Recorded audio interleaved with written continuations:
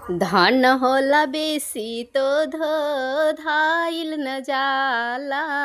धन होला बेसी तो धाइल न जाला। घर के लक्ष्मी के रुलावल न जाला। घर के लक्ष्मी के रुलावल न जाला।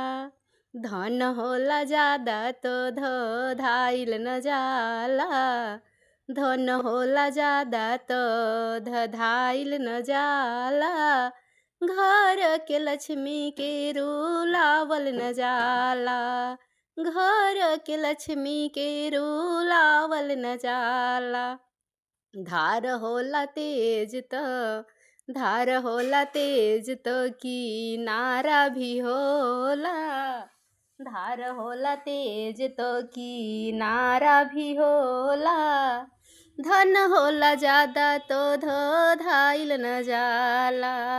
धन होला ज्यादा तो धाइल न जाला।